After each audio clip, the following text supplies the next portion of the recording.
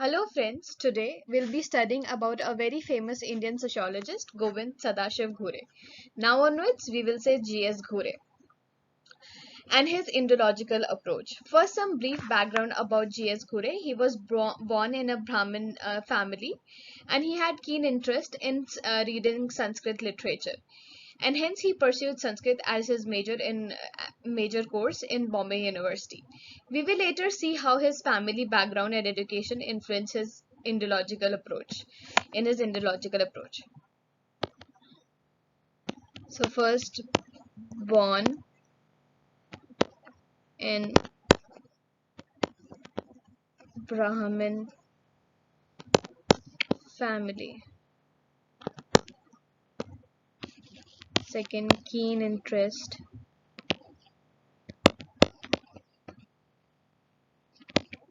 in Sanskrit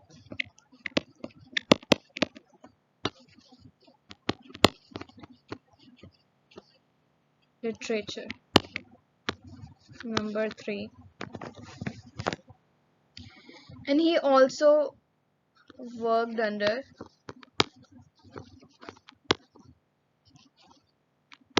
W.H.R. Rivers,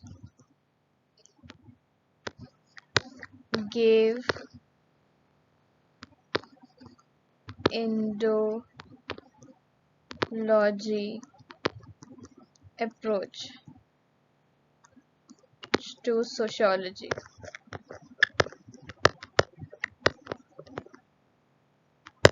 This is about him. So moving to next slide.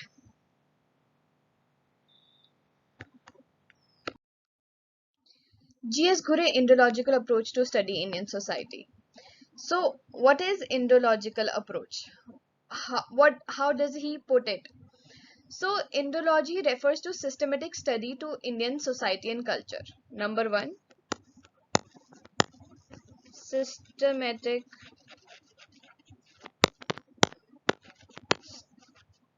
study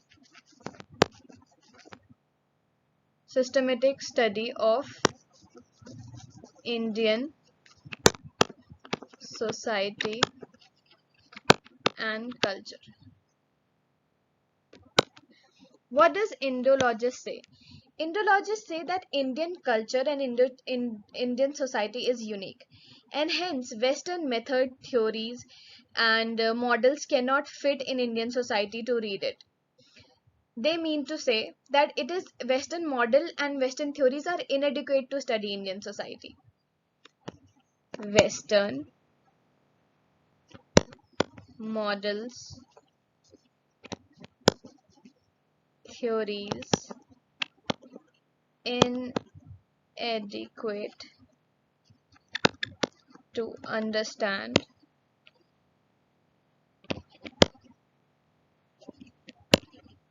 Indian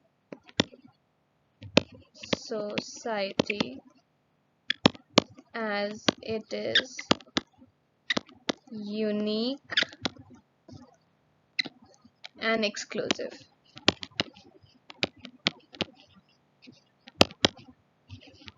Number 3.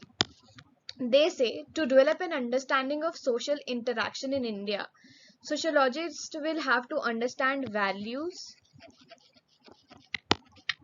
religion, and psychology with the help of ancient literature.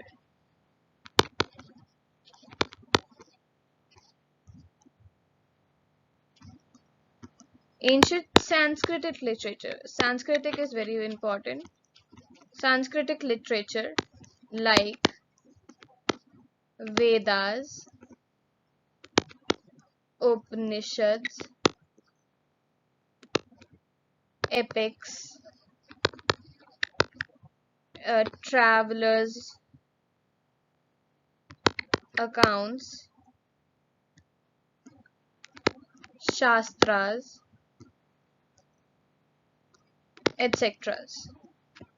So what do they say? That for a sociologist it is important, that they understand the religion, values and philosophy of Indian societies by reading the Sanskritic literature, which are Vedas, Upanishad, epics, travelers accounts and Shastras.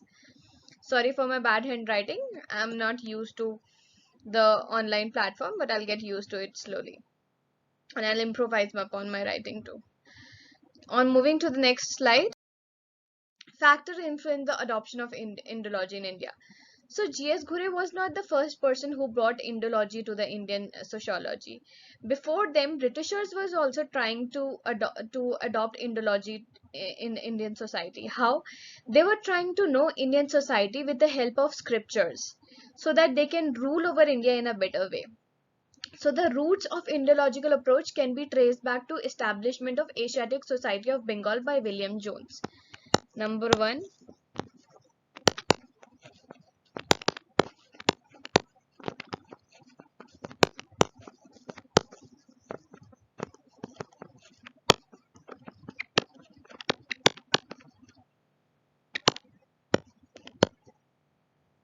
Jones in 1780s.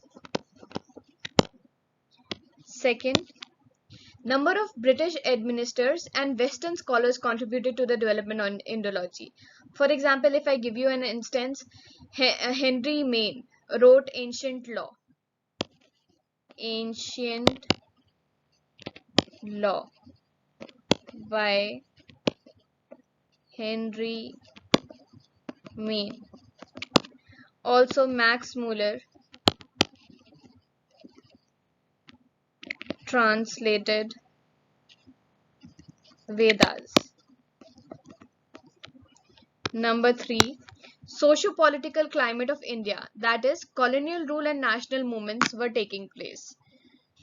Hence, colonial rulers had developed scathing critiques with the help of Vedas and Manusmriti and ancient scriptures. With the help of that, British administrators developed scathing. Scathing means bitter critiques of Indian society, like white man's burden. That is, it is responsibility of Britishers to make Indians civilized.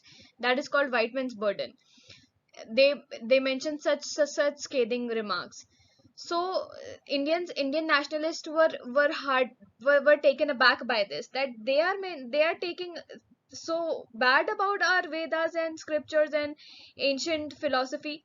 So they took it very seriously, and they wanted to tell masses that Indian nationalists like G.S. Ghurye wanted to ignite a sense of pride in Indian culture among masses, and hence they thought of Indology. So to make people pride in their ancient scriptures. Hence national movements. National movements. Now we will be moving towards the last topic, that is criticisms of Ghurye's Indological approach. Ghurye's Indological approach was unique, but there was criticism to this also. What were those criticism? The first criticism was given by M.N. Srinivas.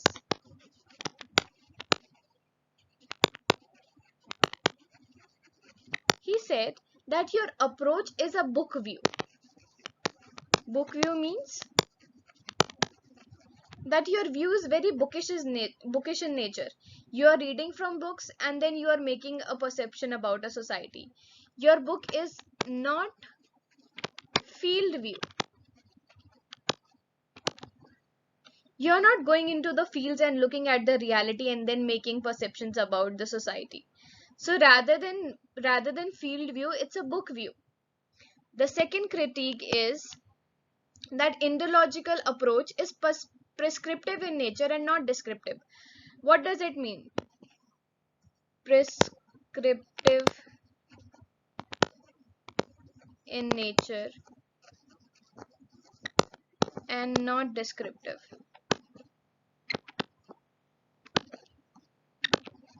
I.e., they tell you that how society ought to be and not how society is. Our actual concern is how society is. We should know how society is and not how societies ought to be. So that is how it is. It tells you how prescriptive it is and not how descriptive it is. So that is one critique. The third critique is Indological approach is criticized for being conservative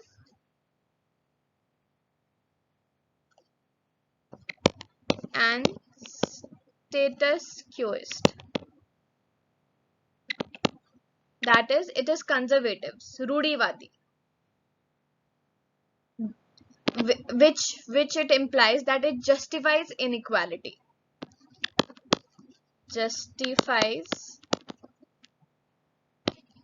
inequality. What does it mean by saying justifies inequality? It means that it justifies Brahminical superiority, or it justifies caste system. That's what it means to say. The fourth criticism is that Indological approaches is criticized for being ahistorical. Ahistorical. Ahistorical means it is not considering the fact that there are multiple of historical events happening day by day, and hence the society is changing. You're not taking historical events into the account, and you're not taking the fact that society is changing due to those historical facts. For example, modernization, westernization, people are changing, people are inculcating new values, new culture is being coming up, new culture. Sure. And new values are ignored.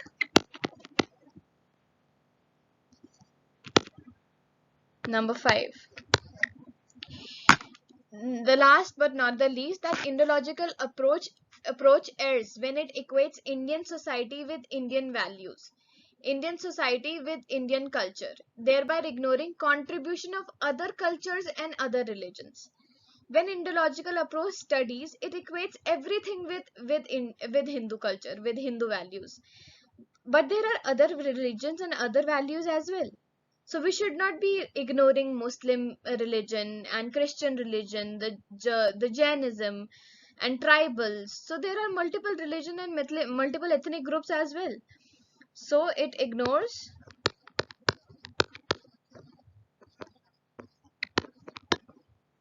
other religion and ethnic groups. Thank you so much. That's all for today. Bye bye. Take care.